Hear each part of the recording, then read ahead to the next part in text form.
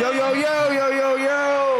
Welcome to the Daily Face. My name is 00 Twin. J Money. Raj, what's up, everybody? What's going on? This is the Daily Face, episode 4. Episode 4, baby. Episode 4. What's going on? How y'all feeling today, Jay? Tell me what's up. Man, I'm feeling great, man. It's a good Monday afternoon. I'm kicking it with my bros. And, we just here to have a great time. All right, I feel you. We back with episode 4. Hopefully, Tastemakers have got y'all through the week. Make sure y'all check out the playlist as we continue to get them out, man. Yes, sir. We're going to dive right into it. We got the Tastemaker segment again, all right? So welcome to the Tastemaker segment. It's where we share the music that's heavy in our rotation for us, whether it's our personal favorites, our up-and-coming artists, or the latest trending hits. It got us vibing. We bringing it to you, all right? So first things first, I'm going with... Y'all already know I'm going with Friday and Kalani.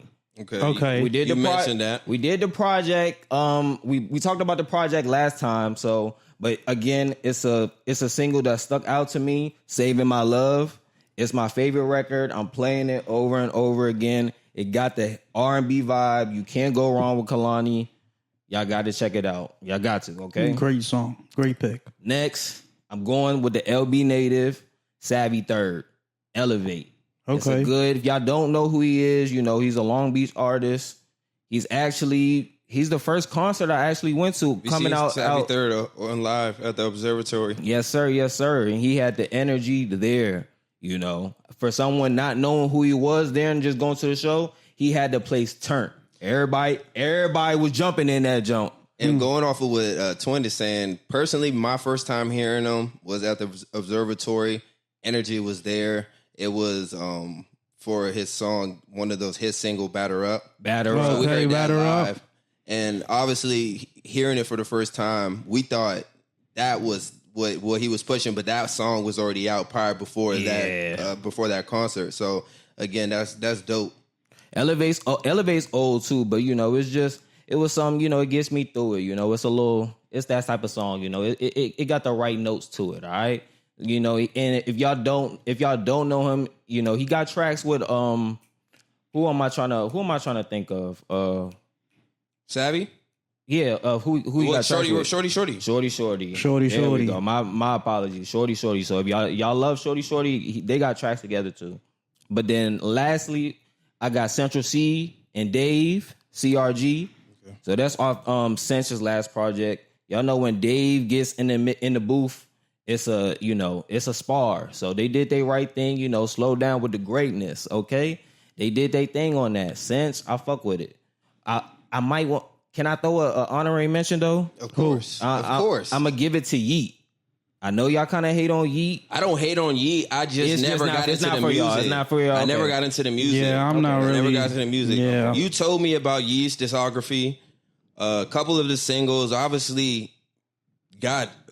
crazy collaboration, Despicable Me. Crazy. So as far as the music, I just haven't personally listened to it. All right, it's a vibe. It's definitely underground as all, but he got songs. Definitely, I get it. Some of the stuff like when people listen to the underground stuff and this like you don't know the artist and a lot of the stuff ain't legible. To your ears at first. You gotta really if the sound ain't giving it to you all the way. You kind of stay off it. But he's somebody that really grew on me. But I'm going with his song Fate off his last project. It's the last song to his project. It's the outro song. It's a vibe, Just going off of Yeet, though, did he start off in the underground? He started off with the underground. Under the scene, he came up with Summers. He came up with, I don't know if Ken Carson and them are really in his camp, but Dom Corleo. He's from that crop too, so all of them. So they came up, but Yeet, he was the one to rise on top. He still puts some people on. Okay. They do their thing. And you the one who told me Yeet's from California. Yeah, Yeet's from Irvine, bro. So Yeet was from our old stomping grounds. Irvine, for real? Yeah, who spent a little time in Irvine. Oh, my man from Irvine. Yeah, that's crazy. Yeah, but that's all I got. That's a cool honorable mention. I'm going to go ahead and start y'all off for the week. First song we're going to go with is Bass Swag featuring 42 Doug, Drink. As y'all seen in Young Thug's post, he already went and quoted a lyric from the song, Calypso. Because right now I need some drink. So Bass Swag's been having a crazy run. Crazy. I was introduced to him, I would say 2 years ago. I would say right now about 2 years ago. I seen the growth as far as the beat selections, obviously the production, and definitely the bars. Like to see another project. I'm anticipating definitely another project coming, especially with a lot of the singles that's coming out. 2025 project. I'm anticipating a 2025 project, so I'm excited for that. And as far as getting 42 Doug on the feature, that's cool alone as itself, because it's showing you the growth as far as the artists that he's connecting with. So make sure to look out for that one. My next one is going to be, this one's going to get you in the mood to do what you got to do. So this one's going to be Grinch for Rest, All on My Own. And this is, I would consider this definitely another drill-esque type beat. Where's he from? I don't want to misquote where he's from, but again, the music's dope. Grinch for Rest, he's definitely connected with Shawnee Bin Laden and the group, obviously the Grinchers. I believe that's what they go as. But and that's his name, Grinch. Grinch 4S. Okay. Grinch 4S. All on my own. Right there. So make sure to look out for that one. And then why I threw that one in is to get y'all going. You throw that on, and that's gonna really get you through the day. As far as just, you got a task you trying to get to, or you ready to get things done. Or even if you in the gym, just go ahead and throw that one on. So make sure to check that out. Yes, and he got also some nice other singles in the same type of cadence when you go ahead and listen to the song. And this last one is going to be on rotation. I would probably say since I heard the tape, it's going to be Love Bugs Part 2, Child Lee, and R2R Mo. Oh, that's a crazy two mix right there. So originally Love Bugs came out.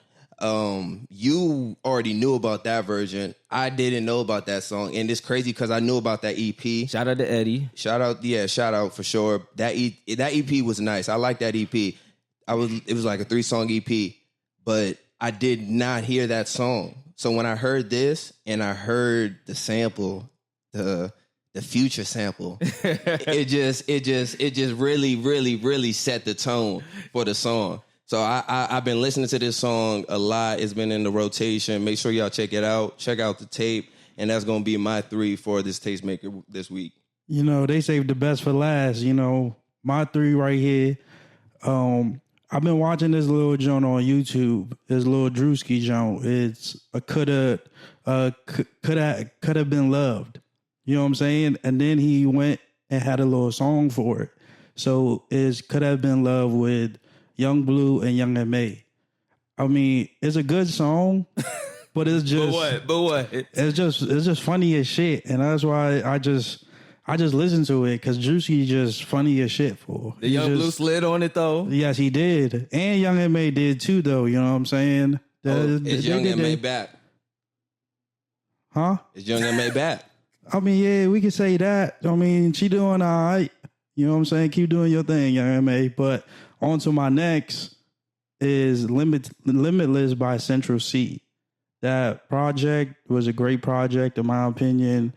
Crazy song. One of my favorite songs. It's on repeat when I'm, just riding in the car. I agree. You know what I'm saying? Just late nights. That's a little something that just gets you by to, you got a long drive on the way home. You just crank that song out.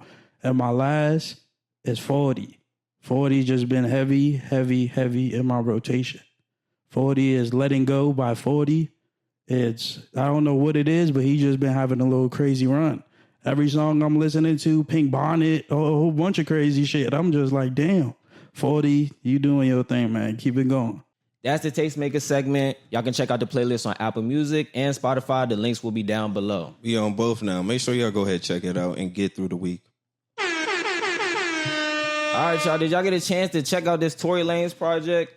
The track's called Peterson. So this is one of them jail projects. I heard a couple songs. Now, do we know what Peterson represents? I think that's his. I thought it was his last name. It's not, but it's well, no, that's his real name. No. Then I don't know. Okay. Well, I definitely heard a few songs from the tape. I would say the beats selection on the tape was definitely interesting. On that Free Me record, he had some nice beats. Nice. He had some nice beats on the tape. We'll just probably go ahead and say the biggest point with the tape was how the producers just mixed that tape. They did a good job, bro. No, they did a great job. Amazing job. As far as jail albums, we know there's a lot of jail albums. We've heard, well, I won't even go say there's a lot of jail albums. There's a lot of jail singles that come out. Uh-huh. And with that, you don't get production like this. Yeah, no, for sure. You don't. Because back when we had the K-Flock jump, it just, it sounded, you know what I'm that's saying? A good callback. Okay. That was a little shitty. For I'm not gonna hold you. That was just ass. Yeah, that was bad. Like a lot of the jail records, I guess, because they're recording them through the phones. Yeah. So I don't know. Some people, I don't know if they getting their phones in and they just doing it off the memos. Some people really off the tap or.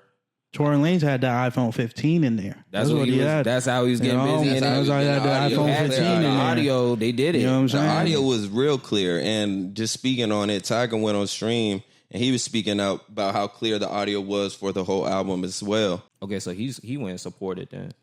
You know that the song "Free Me" on that album was fire. Right when I just got to playing it though. I ain't gonna hold you. I don't want to sit here and capture y'all. I just got to playing that jump, listening to the Peterson Project. Just to hear just one song on that jump. And the first song off Bats on that shit was crazy. And I was like, damn, Tory, you doing your thing and you speaking your piece. Sailor Moon, I would probably say that audio for me was like, damn. That was a crazy audio too. When you just hear how smooth the audio itself is sonically. One thing to point out that I did like, a lot of the features were his family members. So the Sunstar, that's Tory's dad. Hollywood SOS, that was Tory's brother. Yoko Gold, that's Tory's brother. Destiny, that's Tory's sister. Wolfgang Peterson, that's his brother. Seraphim, like all of those people that you see listed on the project, most of those people are his brother. I mean, are his relatives, aside from like Davo and they spitting on those tracks. Yeah, they spitting. I mean, not all the songs that they featured on I like. I like that TDF song. He shouted out Chris Brown. He gave him his flowers because he put up the bag for his his lawyer fees because Chris Breezy. So, but not everything like I like, but it is good sonically, like we're saying. That's the main point. I think I Want to Drive Home. Like, I really like how they, like you said, how they put that together and they did that. I think that was pretty dope. I mean, but he, like you said, he got to get his side of the story out still. He still want to talk his shit. He got a 10-year sentence. So he's sitting. So why not drop some music? Yeah, no, he is sitting. And as far as other albums, or maybe not necessarily album singles, are there any other iconic singles that any artists that stuck out to you that dropped behind bars? Behind bars. I know Draco the Ruler should be number one. He dropped a whole album.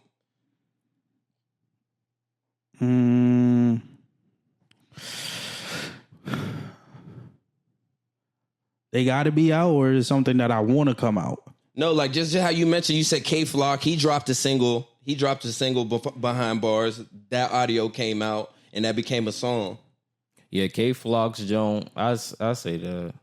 Pop Smoke, he had Roddy Rebel on, remember, to Make It Rain? Oh, yeah, that was a jail record. And then remember when it first came out? That was a raw audio. That was a jail record. That was raw audio. I guess they got some Contrail Jones. I think he just dropped the whole. Yeah, they got some Young Boy Jones. Jones. Might be leaked. I think that's old music.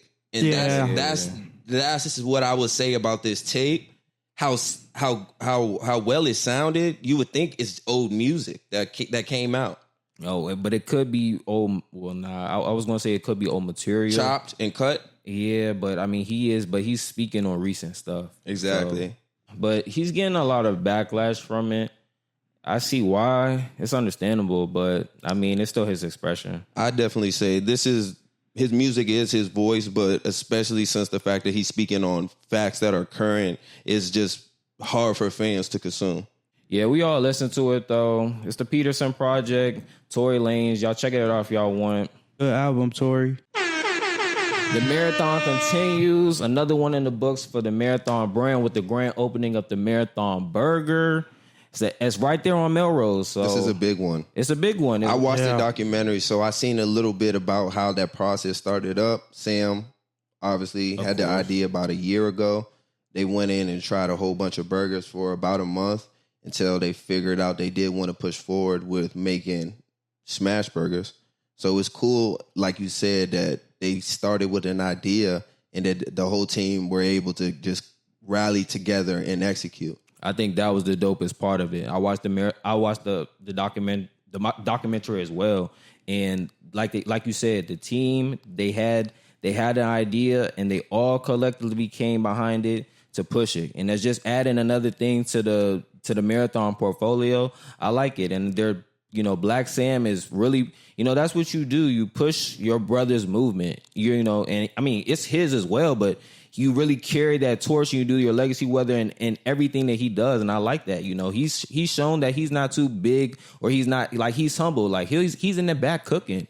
He's making the fries. He's making the burgers and stuff. So it's not like in the documentary they talk about their background in the kitchen, them working at Bayou Grill, them, starting off as just small waiters and then obviously just getting kitchen experience and then just running the line. So it's definitely cool that they did get this. And not only that, they're just continuing to build the lifestyle brand that Nipsey obviously envisioned for the marathon. Yeah, I love that. I love that Nipsey legacy thing right there. I can't wait to go out there and go try that. You know what I'm saying? We'll probably just go, all three of us as bros, go out there and go try that out in Melrose. They can take a trip down there. But I definitely fuck with it. Like they already had a couple collabs. If y'all didn't see, they did a Krabby Patty burger. Oh, Krabby Patty. Yeah, they did a Krabby Patty burger with this. So there was a collab. So restaurants do that. So they get that, choice. They decide which restaurant they want to collab with. But, Nickelodeon, they collab with different restaurants in the choice of making their Krabby Patty. So they get to make this, I will say, pop-up menu for the launch and, they give it to the people. Oh, that's vicious. Okay. Yeah, so that went crazy. They did that. And, of course, when they did the opening, a lot of people showed up. I seen Big Boy, YG, a lot of the people from the city. So it was a big thing, especially I guess from the LA natives. They really, they really support their own people. So I love that side of that, and I hope they continue to keep doing that.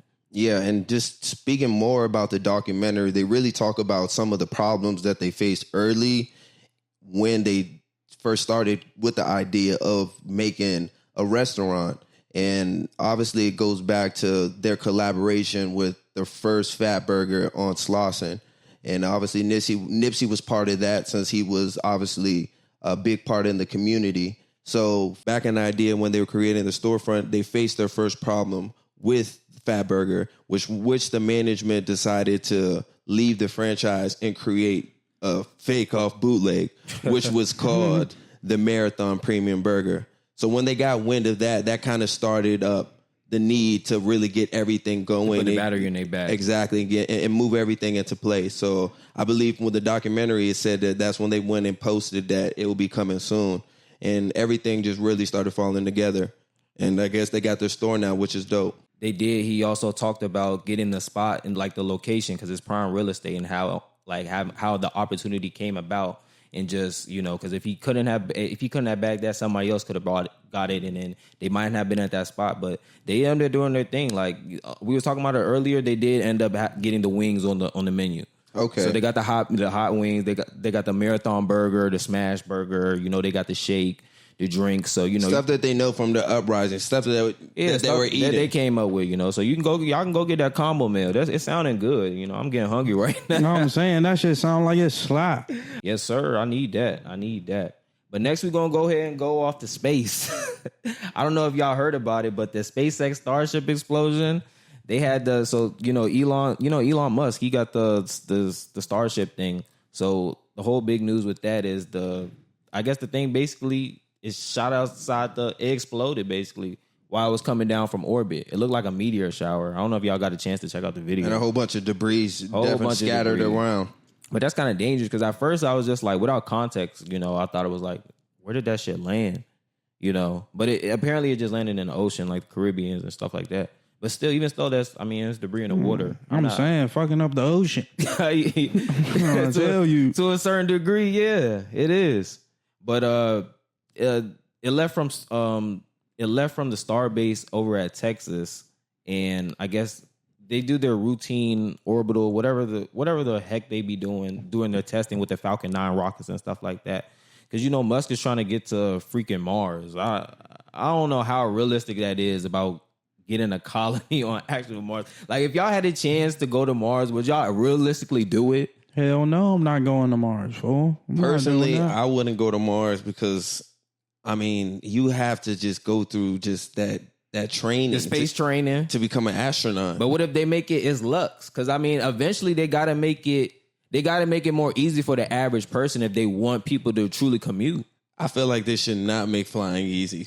Not at all. They should not make no type of flying easy. Traveling to space should not have any hacks. Should not have any life hacks. But they already do it. Like as opposed to them, Jeff Bezos, his company, Space Origin, they already do commercial travels and stuff. They're about to send out a six all female crew, and it's like Gayle King, Katy Perry, some other people. They're not as famous, but they're good in their field. But they're about to send them out. So to space, yeah. One of those people are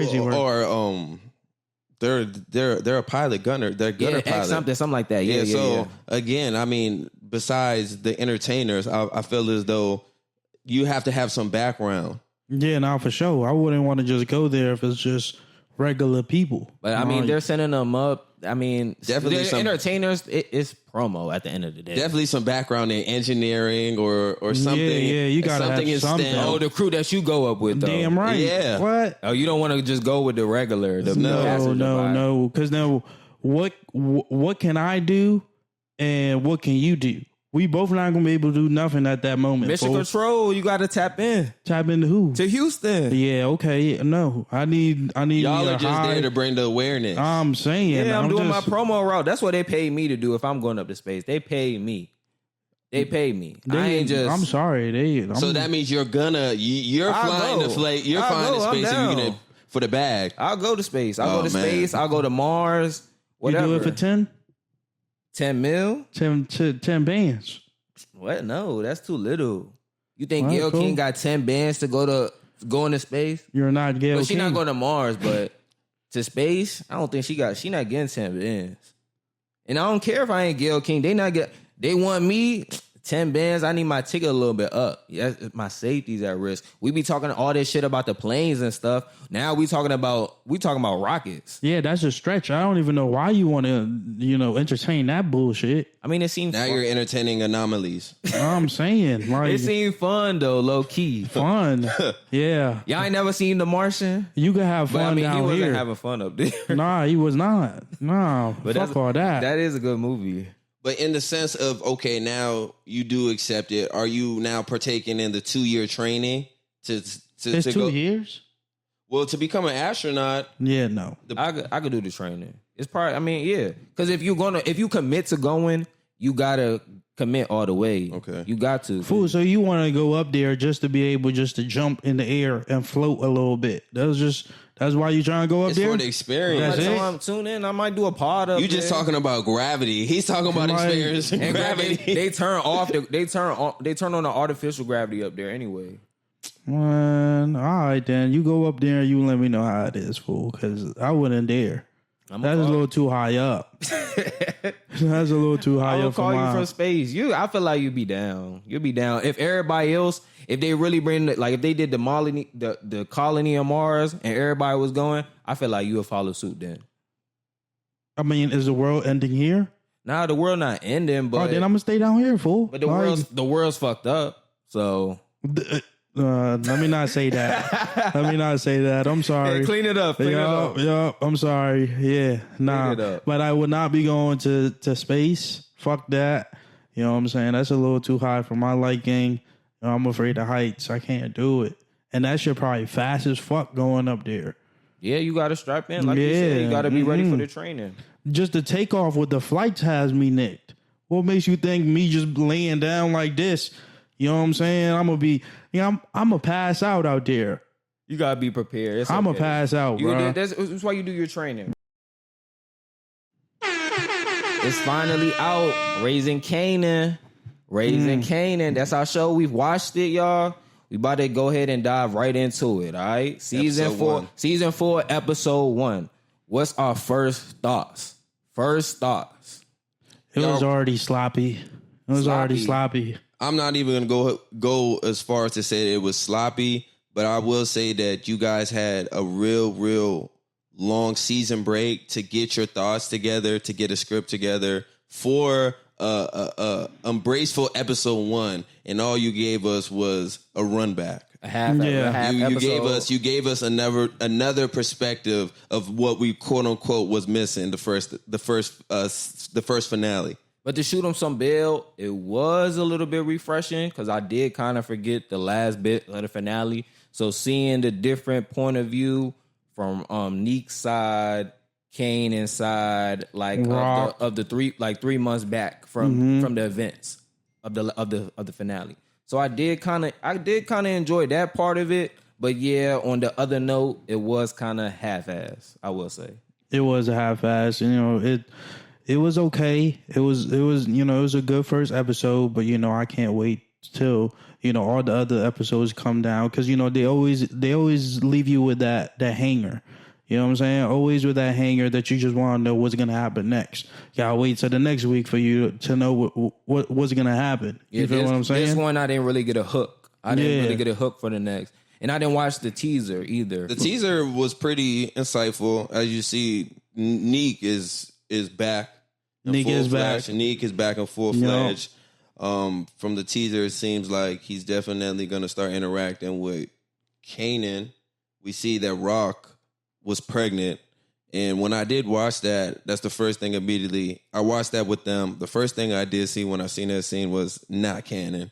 That's the first thing I told them. I said, this is not canon. What's going on? It does not matter. Yeah, twin. As soon as he seen the scene, spoiler, but when Rock was throwing up, he already announced that's a pregnancy shot. Yeah, he already announced that she was pregnant, and I was in disbelief. I said, no, there's no way. Mm-hmm. There's no way. But and you still got Lou. He's still fucked up. He's still drinking. Lou's recovering, and I don't like how they wrote down Lou's character. Yeah, because Lou was first, I would say, like a vibrant character. He had different sides in the beginning. You remember. Lou had empathy. He showed empathy after he killed the little youngin. Mm-hmm. We seen the growth. Lou always wants more. His character always wanted more. He didn't want to live in Rock's shadow.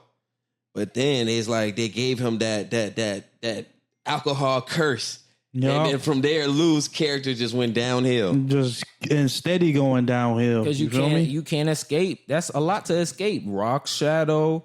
And then all the killings, the alcohol, it takes its toll, his dad, his mom. They did reintroduce his lover though.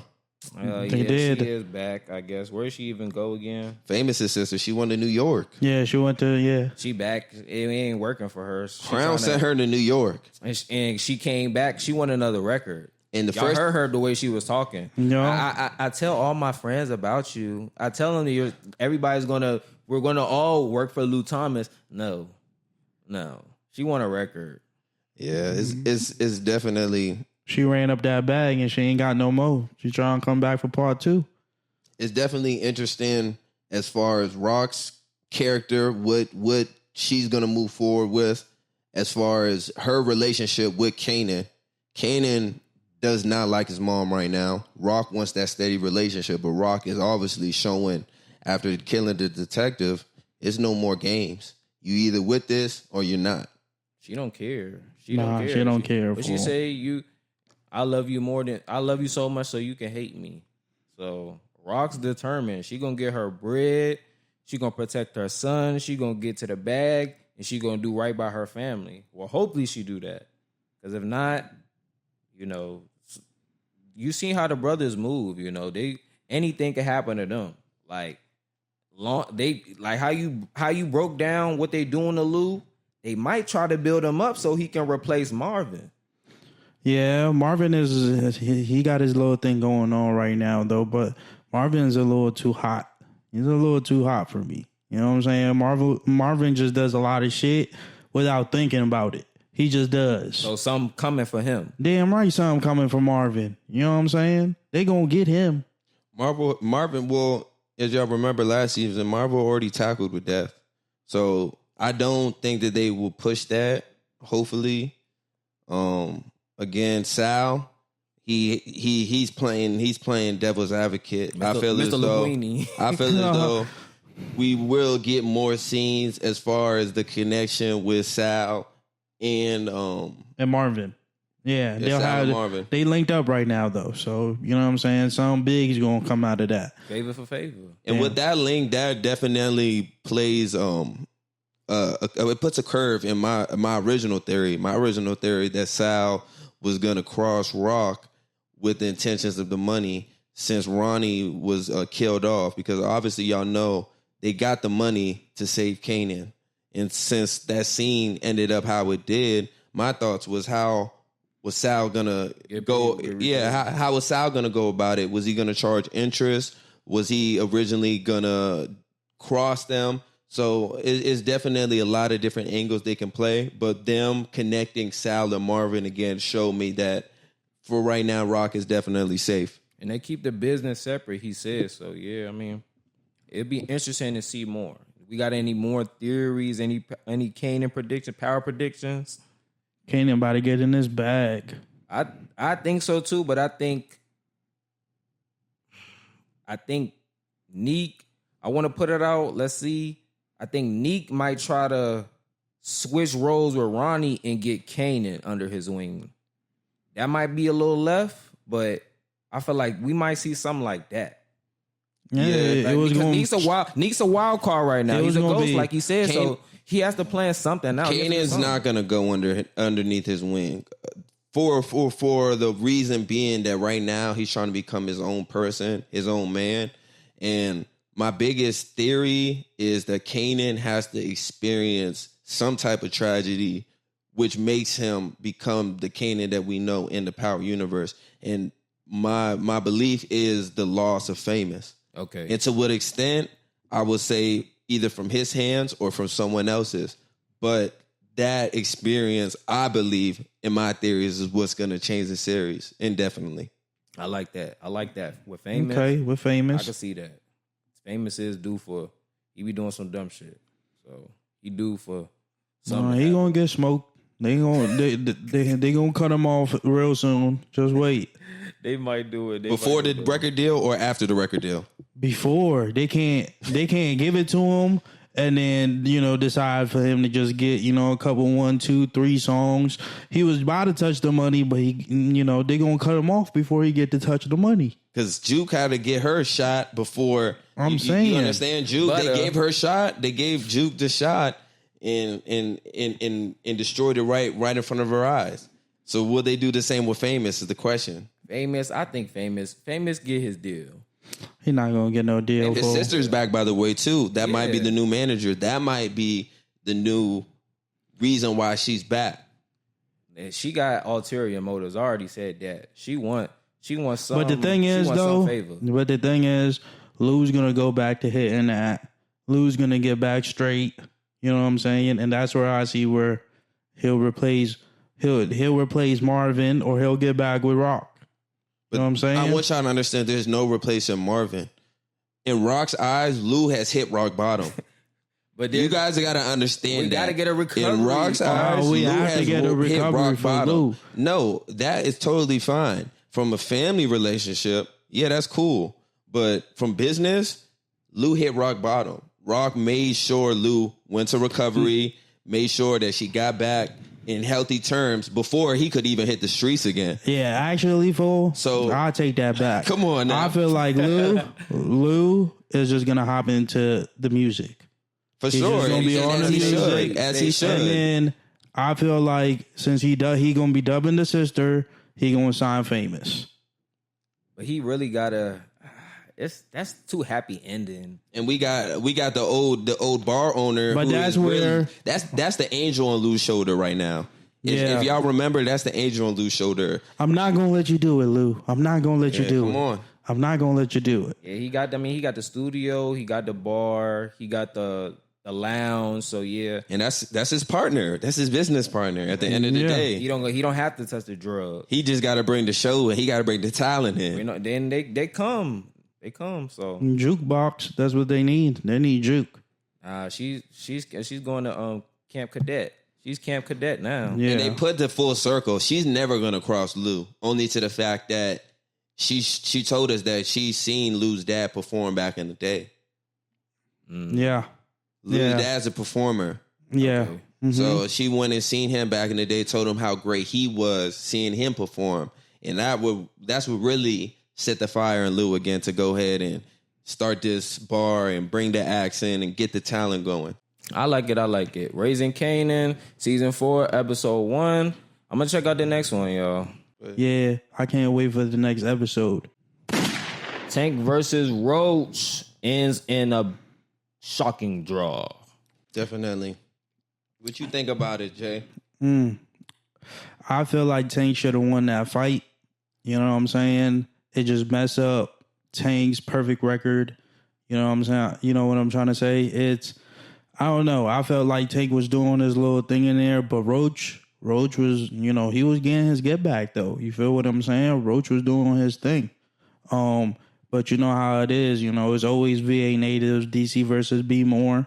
So, out there we got hands. So you feel me? That's why they ain't sit here. But you know what I'm saying? They couldn't do the little Them you feel me? Them dudes got hands yeah, too. them dudes got hands too, you feel me? So yeah, but I really feel like, in my opinion, Tank should have won. You know what I'm saying? The last scoring on the thing was 115 to 113. So I feel like Tank should have won that So match. we had 2 judges who believed it was a draw, and we had one judge. and we had one judge had Tank winning. So it should have just been a Tank win. They should have just did it, because then I know all the sport bettors was pissed off that it was a draw. They probably lost none of y'all thousands and thousands of dollars. Nah. I stayed away from that though. You feel what I'm saying? I did my due diligence to stay away from that. That fight was a little too Like you unchy. said, it hit home. DC versus Maryland. As y'all know, they fought prior before when they were younger. Yeah, when they was kids. So they got experience. It's an interesting end as far as a draw. I believe they're already working on the rematch, so that's definitely gonna come soon. But They already got who that in the y'all works. got on the rematch?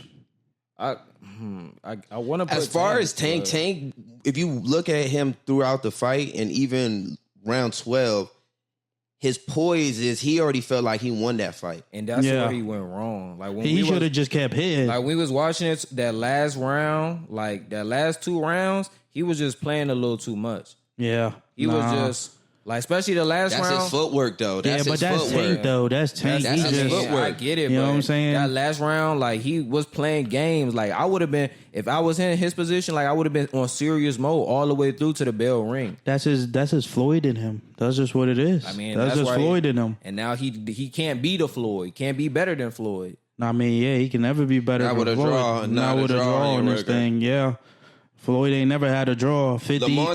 Lamont's team went and filed for an appeal as far as the decision on the fight. They had a bunch of speculations going around trying to say that he sued him and whatnot. Tank but suit Roach. nah, they try to say Roach's team went in and filed a lawsuit against Tank. But the lawsuit was just for an appeal for the fight, just in the same instance that Devin Haney did and Ryan Garcia with the Ryan Garcia fight. Yeah, but they settled that. Yeah, because he's getting knocked out live on Netflix. So I mean, nobody thought he was gonna beat him. And the reason why he went and did the appeals is y'all know round 9, Tank took a knee. yeah, Tank took a knee. That looked Yeah. crazy. but then you had round 11 where Roach went and took a knee too. You feel what I'm saying? They both took a knee. Tank said that there was some in his eye. That hair grease was in his eye. He had to go wipe that shit off. You feel me? But in boxing, if you take a knee, it's supposed to be considered as a knockdown. So the ref kind of let him get away with that. As he said, he was like, "You do that, it looked like." That's what I'm saying. But It they looked like later it was a came out knockdown. and they later came out and said that was the wrong call. That was definitely the wrong call, bro. Like, that was the whole. That Like was he the should have whole. got point off. That's what you're saying. They later went out and said, yeah, that was the missed call. So that was the whole reason why his team went in and filed for the appeal, So hoping that the fight would get a turn. But he did the same thing. So where's the stance on that? I mean, the thing is, Tank did it first. I mean, if Tank would have never did that first, I don't think Roach would have even have took a knee. You get what I'm trying to say? But it's more of a, you did it so I could do it. And if I get pointed for that, then Tank needs to be pointed for what I did, when he took that knee. Yeah, tomatoes. But it was weird when he did it. Like I played the joint back. But I mean, if you were watching it though, he was getting on his eye. He was actually with his boxing glove just scratching his eye out, trying to get something out. To you, it looked like it looked like he had something in there. You know what I'm saying? Because it did come after the little piece, and that's when he backed up. He took the little knee, got the white. And you already know Tank gonna play that off. Tank was just like, nah, something in my eye, something in my eye. Something serious. You know what I'm saying? Something smooth, something quick. You feel me? But Roach only took a knee because Tank kind of had him like in a headlock. You know what I'm saying? All the way down to his leg. So he just went and took a knee real quick, and then the ref got him off. But it was a lot of bad calls during, that fight. Yeah, they was hugging. Tank was letting him. Tank was just. I see the floor. He was braggadocious for sure. He definitely let Roach let him clock him a couple times just for the free. I had him moving back and everything too, just to say he could take it. Like, so I don't. But honestly though, rematch. My take on that, Tank.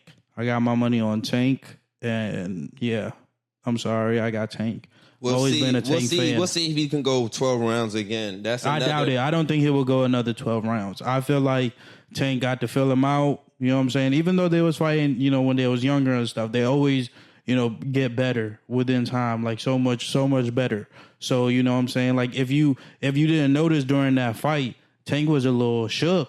Didn't think that he was really, Roach was really like that. He had some power shots. You know what I'm saying? He had it comebacks. Every left that Tank threw, yeah, Roach had a comeback for it. So you get what I'm trying to say. But next fight, Tank filled him out. You know what I'm saying? Tank not gonna play around the second time.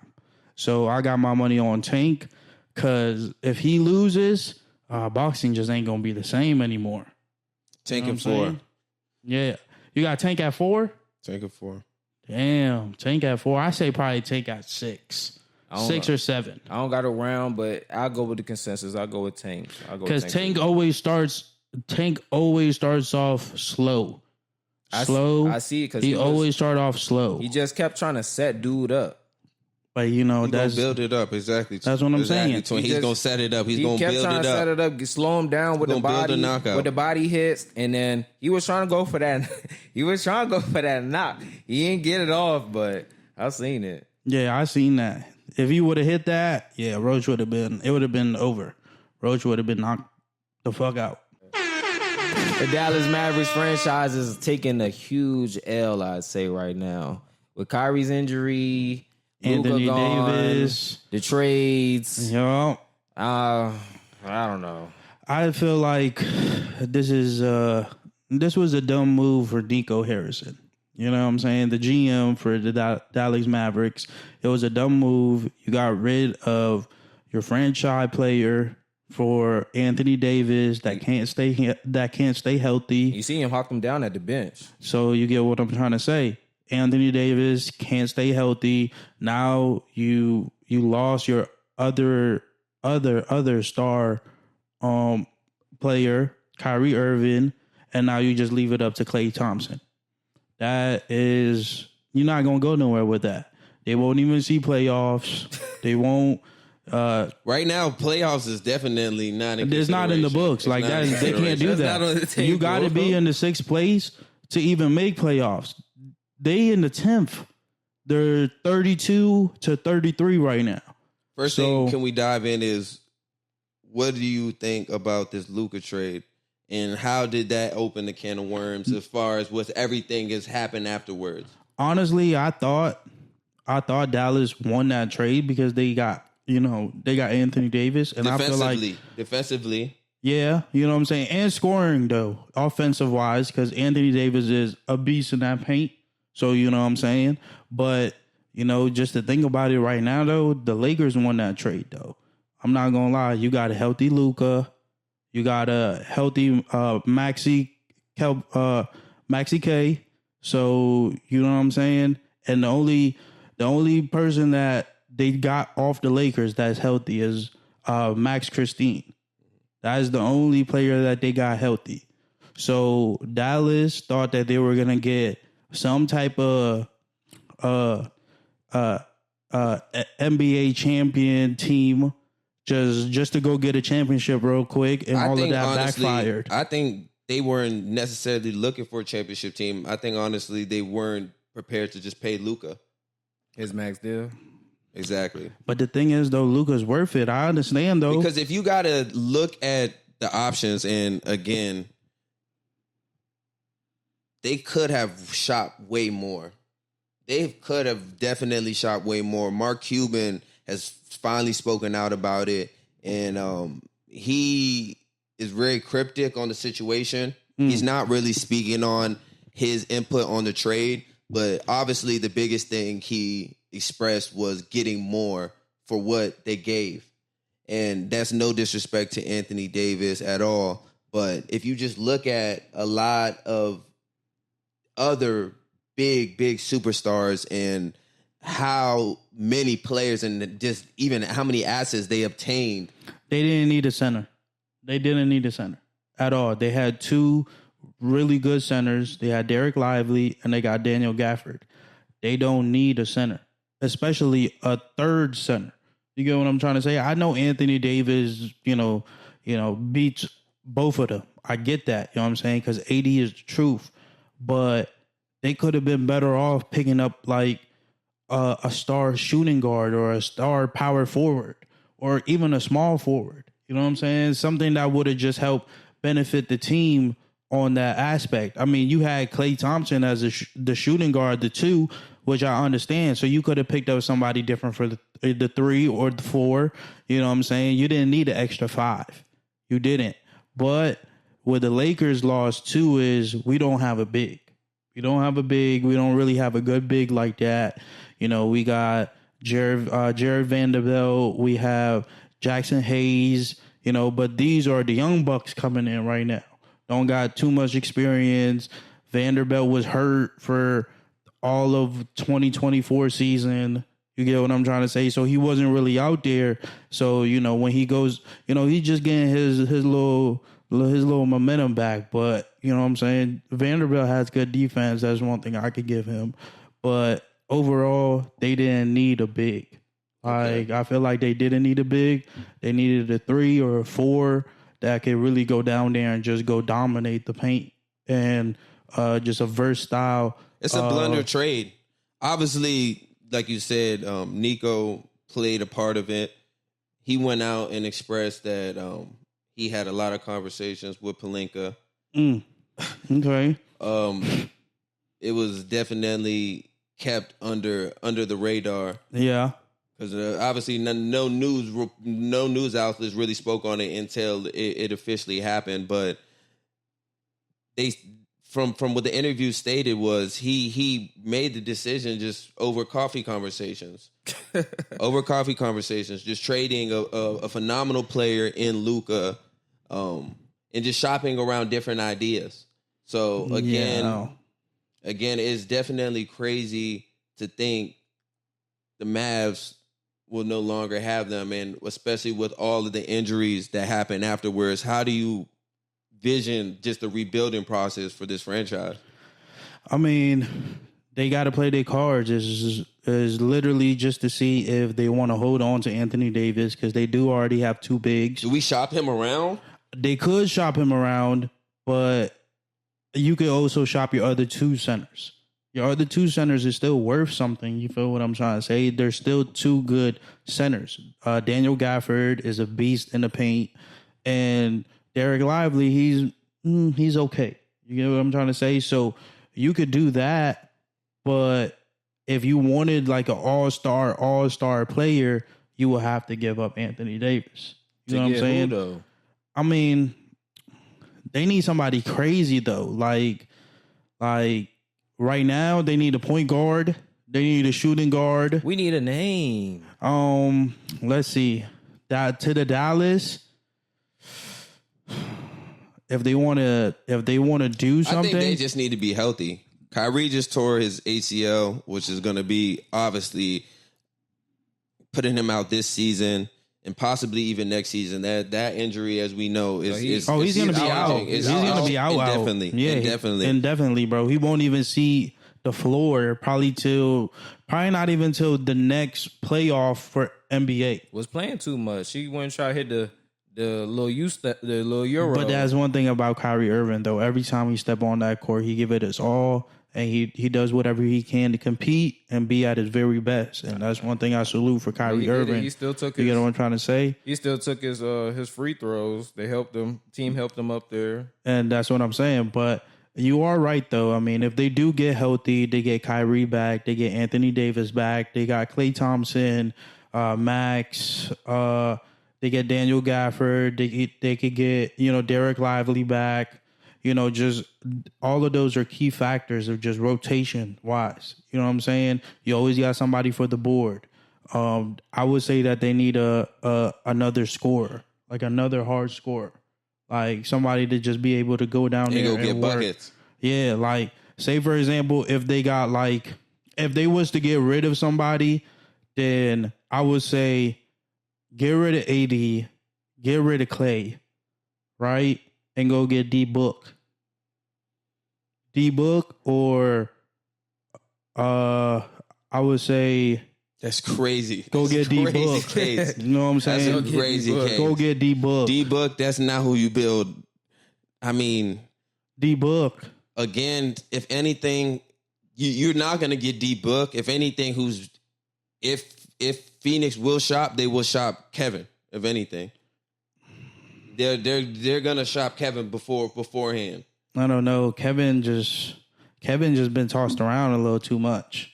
But that's exactly what I'm expressing. Like they will shop Kevin Durant before they shop D-Book. I mean, if they get KD, that'd be fire. But do he want to go place? Do he want to? I mean, eventually, bro. They're not gonna see the playoffs either. He's gonna want to leave. Now, fans are mad at the franchise as well because through all of this nonsense, they raised up ticket prices. Yeah, that's stupid. That's crazy. That's where you got to bring it down. I mean, they got to get their bag from the. They already got their bag of not paying Luka what he was guaranteed. Exactly, twin. So you get what I'm trying to say. So they already got their bag. So what, 350 or 380 million? What's the real conspiracy? I mean, there's no conspiracy, but obviously the biggest thing was Mark Cuban wanted to bring sports gambling to Texas. Through that time of trying to make that happen, the signs weren't there. Mark Cuban made the smartest business decision, selling it for $3.5 billion. He sold it for $3.5 billion. So I mean, from a business standpoint, it's amazing. But obviously, he was with the Dallas Mavericks for 25 years. He's built this up. He's gotten the championship. I know Mark Cuban personally. I hope wouldn't want to trade, Luka, and hope he didn't have a part in this decision. But again, we don't know that. He originally, when first selling the Dallas Mavericks, he was supposed to be part of basketball operations. We all know that. In his most recent statements and when in these interviews, he's saying he had no information about Luka, even going out to say that he got the call 5 minutes before it happened. So. Yeah, I don't believe that. I don't believe that. And I don't know. I don't also believe that the Lakers, people ain't know. I know for sure LeBron James knew that Anthony Davis was going to get traded. That's LeBron's team. But so if anything happens with that, have you seen what Genie went out and said? Genie went out and said that Anthony Davis wasn't happy, and it was a win-win situation. So it goes back to those conversations we had on the pod originally in episode 1. It's just how cutthroat the league is. Like, Anthony Davis just wasn't happy because he just couldn't stay fucking healthy. And no, like, it's not that, because Anthony like, Davis doesn't want to play 5, bro. Anthony Davis he doesn't want to play true 4. That's what he wants to play. Anthony Davis wants to play 4. Y'all got to remember when the Twin Towers was doing their thing, it worked. It was Twin Towers. working. And what I mean by the original Twin Towers, DeMarcus Cousins, the original what if, DeMarcus Cousins and Anthony Davis. It was a great duo. Come on, like 40 and 20 every night. Bro, but the thing is though, that's what he was averaging as a 5. You get what I'm trying to say? AD's having but a with game. DeMarcus Cousins, Anthony Davis was able to play the 4 and really just, play the corner wing. He likes to take that corner 3 sometimes. He likes to be off the dribble, but that's not how the game is set. That's what I'm saying, That's not how they play him. So that is the concerns that he went out and expressed. How old is how old? How tall is Anthony Davis? He's like 7, right? He's like 6'9", 7. Not 6'9". That's crazy. Bron wanted him gone. Bron I wouldn't go out and say all that. I wouldn't say Bron wanted him gone, but like, damn. Like, nah. But I feel like, Anthony Davis at a 5, because even though regardless in Dallas, when the 2 centers was down, Gafford and Lively, they were down, he was playing the 5. Yeah. So regardless of the fact, you're playing the 5. And you're always the person that's the go-to to play the 5, if anything. Anthony Davis played the 5, get 16 boards, LeBron 38 James points. is playing the 5 right now and playing it effectively. Is that what he wants to do? No, but I mean that's what the rotation is working. But the thing is, you can't compare that. That's the GOAT. That's the king. Man. So you can't do that. You get what I'm trying to say? LeBron, any position is going to play effectively. He plays the 1. Okay. And he's not even a true 1. Okay. But he plays the 1. You get what I'm trying to say? Everything on the floor happens through LeBron James. And that's how they play it. And that's how their plays is. So you say everything off the court happens through LeBron as well. Damn right. You get what I'm trying to say? That's LeBron's team, though. You get what I'm trying to say? Same way, I would believe that is the same way that they had it for Kobe Bryant. Nah, yeah, I agree with that. You get what I'm trying to say? And, I mean, just speaking on to that, the only reason why I agree with that is because we know Bronny got sent to the Lakers because of his dad.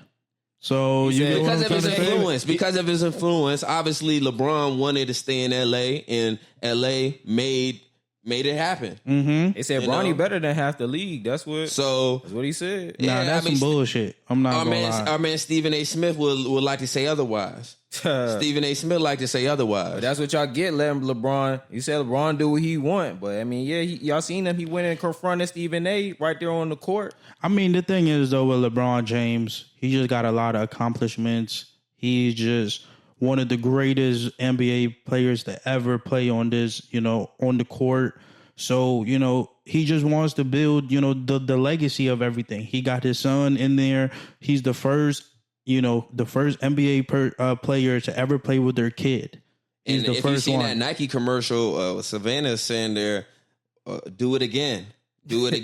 And she's referring to Bryce. Yeah, Bryce. But they said Bryce is nicer. No, Bryce is nice. But the thing is, though, you don't want it? Nah, just that Bronny. Not even speaking on all of that. Both Bronny, of them are talented basketball players. Yeah, We're gonna see where it all lands as far as their legacy. But because the G League, bro, Bronny's hooping, getting 26. 9 assists. He had some about crazy six big boards. games. He had some crazy games, so he could hoop. But the thing is, though, what I feel like is Bronny rushed. He rushed a little too quick. I mean, you get what I'm trying to say? You could acquit a lot of that to his dad, though. I get that, but you know what I'm saying? I mean, regardless of the fact, Bronny's set for life. So it doesn't really matter if he doesn't play the NBA or if, he could just say now. He's his own person. He wants to make his own. For sure, and I understand that. But I felt like if Bronny would have did at least another year or a year or two in college, he would have, he would have blossomed to the player that he was supposed to be. You get what I'm trying to say? Because he's a really good player and he would have been a real good 1 or 2. Skill wise, I feel like that could only speak to maybe the physique, like that college level training, weight room, regiment, and stuff like that. But if you look at just the skill level, a lot of the moves, a lot of just the finishes, it transitions to the league. So I definitely think he has a very, very big uprising. We know Stephen A. went out and spoke on I would probably say the weight of being LeBron James' son and the severity of, I guess, the comments LeBron's making early of just believing in his kid. And we like you said, he checked him on it. LeBron went and checked him on it. Stephen A. went and said LeBron went and said some very, very, very some vulgar things that I can't say on air. But I mean, honestly, it's only right, because at that point, Stephen A. Smith wasn't just talking about his performance. He was talking about him as a father. So LeBron had every right to go ahead and check him on that. Damn right he did. And he did it in person at the game. Yeah. On the father side of that, yeah, I agree with that. But as a player, I don't think Bronny he's not bigger than the critique. Oh, yeah, not at all. He literally plays for 3 minutes. But the critique is not about his play. It's about what LeBron built him up as. And it's the same treatment they gave LeVar when he built up Lonzo. He built up but do you see LaMelo when he built up Jello. I understand that. He built up these players because not only did they believe in them and their skill, but they're children. So for Stephen A. Smith to go ahead and speak on what he did, I understand from an analytics standpoint, but it's bigger than basketball in the sense of he went out and spoke on him as a parent. So I feel like that's the line where LeBron went and made sure to clarify. That's why he went to go clarify, because it's okay to go ahead and speak on Bronny not being prepared for the league, or maybe staying in the G League as he continues to transition. But he was more so speaking on the pressure that he put on him by saying that he was ready to be on the Lakers roster. Yeah. He's better than a few players that's on in the NBA. So I guess all of that pressure is what he's speaking on. But again, that's just the belief that he believes that how much he's going to be great. Y'all know LeBron's little slogan, strive for greatness. And yeah. Strive for greatness. So Bronny's going to get there. He's going to push his kids. You can't be mad. You see what Bryce is doing still in high school. You seen the transition. But the brother from is high better. From high school to straight to the NBA with Bronny. So it's just like the sky's the limit for both of them. Yeah. But you can't go wrong with the James family. No, you cannot.